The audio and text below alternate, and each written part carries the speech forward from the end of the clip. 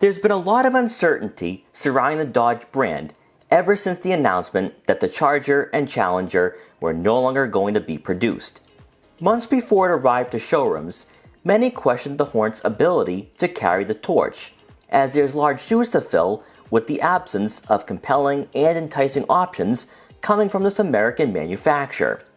With crossovers, both sporty and practical, single-handedly ending the reign of compact sedans and even hatchbacks, it almost seems like Dodge is a little late to the party, as a performance-focused and affordable crossover is exactly what's lacking in this segment, and some rivals have made strides in that direction as of late. But with the Hornet's timely arrival, Dodge just might emerge as a top contender with a unique vehicle that targets buyers who've certainly been forgotten about. So here are 5 reasons why you should buy a 2023 Dodge Hornet.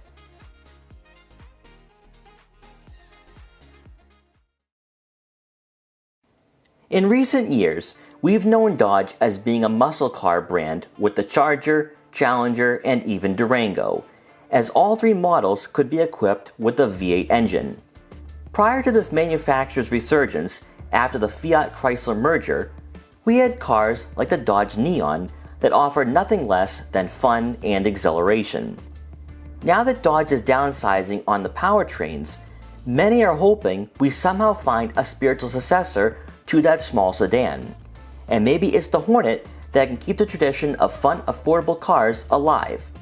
Powering the Dodge Hornet GT and GT Plus is a 2-liter turbocharged 4-cylinder engine that produces 268 horsepower and 295 pound-feet of torque, and is paired with a ZF 9-speed automatic transmission. For a base powertrain and a crossover in this segment, the Hornet right out of the gate will be one of maybe 2 or 3 in this price range that delivers an engaging and fun driving experience. With a 0 to 60 time of around 6.5 seconds, it's also one of the quickest, as the linear power band gets you up to speed in a safe manner. And with a decent amount of mid-range torque, it's effortless when passing slower drivers on the highway. Drawing our attention was the stiffer suspension and handling that makes the Hornet feel like a lifted hatchback. While its front-wheel drive bias does take away from the cornering, there's no doubt in our minds that for a crossover of this size, it's the most dynamic. To some, this may turn them off from purchasing Dodge's newest model, as there's plenty of alternatives that provide a softer and more comfortable ride quality. But for consumers who consider themselves enthusiasts or individuals looking for an appealing daily commuter, the Hornet is far from being boring and mundane. We only wish that Dodge gave us paddle shifters to truly enjoy the ZF 9-speed. And if that's a must-have, you'll have to spend a few grand more for the RT. It's no secret that the Hornet takes many elements from the Alfa Romeo Tonale it's based on, as the exterior design makes it very clear that this isn't your typical American crossover. The interior is no different, and in fact, if you're inspired by European design, you'll love the Hornet's cabin. On our GT Plus model, we had power-adjustable, heated, and ventilated leather seats for both the driver and passenger, with the driver's side having memory seat functionality. Complementing the Hornet's sportier driving dynamics, these seats do provide an adequate amount of bolstering. And for the 2024 model, you can opt for Alcantara upholstery through the Track package to further enhance your driving experience. In front of you, a full digital gauge cluster with a resolution and quality typically found in European luxury vehicles easily competes with the best within this segment, as you can customize what you see from this screen by using the dial and buttons found on the heated steering wheel. It's also here where your Sport Mode button will be found, giving you easy access to switch between drive modes. Then taking a look at the infotainment system, the Hornet is equipped with the Uconnect 5 software, which can be found across the Stellantis family of vehicles. On our model, we had onboard navigation, wireless Apple CarPlay and Android Auto compatibility to go along with the Harman Kardon premium audio system. On the left side of the screen, you'll have icons that take you to different menus. And to be honest, this head unit is easy to get acclimated with, as it's not too complicated.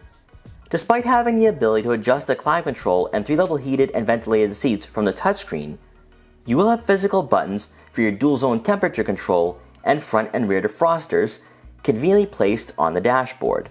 More importantly, besides the technology, is the way in which the dashboard is molded around you. And while the resemblance to the Alfa Romeo Giulia or Stelvio is very apparent, it helps set the tone for when you take this crossover out on a spirited drive.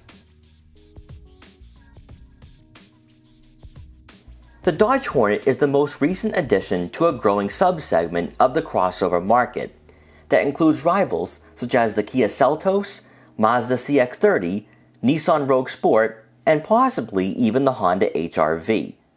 When you take a look at the exterior dimensions, the Hornet's 178 inches in length and 82 inches of width makes it a bit too small to be considered a compact. Yet, that doesn't really affect the overall practicality.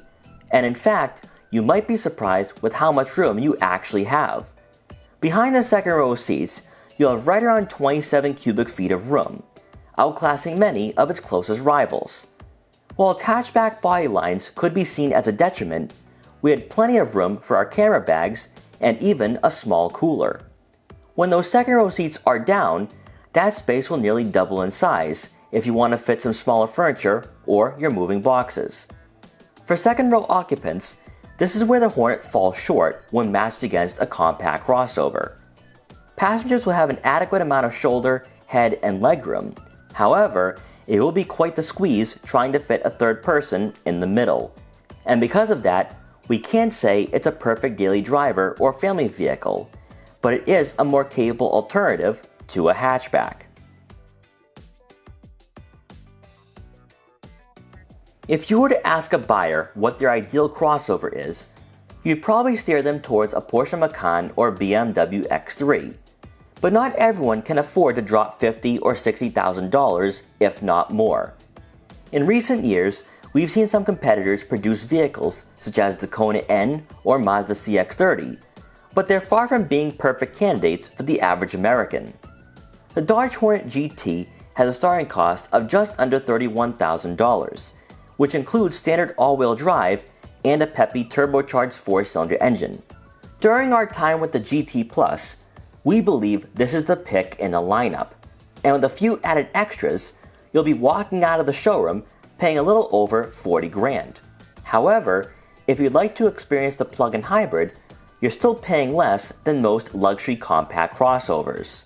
Sure, the Hornet does have its quirks, and it's not the largest or most spacious crossover out there, and provides a completely different experience if you're eyeing a Toyota RAV4 or Honda CR-V. However, performance usually comes at a hefty cost, yet the Hornet bucks this trend by being relatively affordable in a market where the average brand new vehicle is priced closer to $50,000. The muscle car era might be in our rearview mirrors, and who knows what lies ahead for Dodge when it pertains to performance crossovers and sedans. But one thing is for certain, the Hornet is ushering in a new chapter for this American brand, as Stellantis begins to navigate the transition to electric technology. While Dodge's road to achieving this goal may be rocky and filled with challenges as their consumer demographic is comprised primarily of enthusiasts, the Hornet is the closest we've come to seeing a true sporty crossover in this price range and segment. Despite the Mazda CX-30 Turbo's existence, its entry-level luxury approach differs greatly compared to what Dodge is offering. And if you're somebody who desires an engaging driving experience, but you also want some sense of practicality, that's where the Hornet GT or RT might be the best fit for you and your family. We hope you enjoyed this quick buyer's guide for the 2023 Dodge Hornet. Please like, comment, share, and subscribe for more videos like this one. And if you're interested in buying a Hornet or any other subcompact or compact crossover, make sure to check out our full reviews to help you find your next vehicle. And thanks for watching.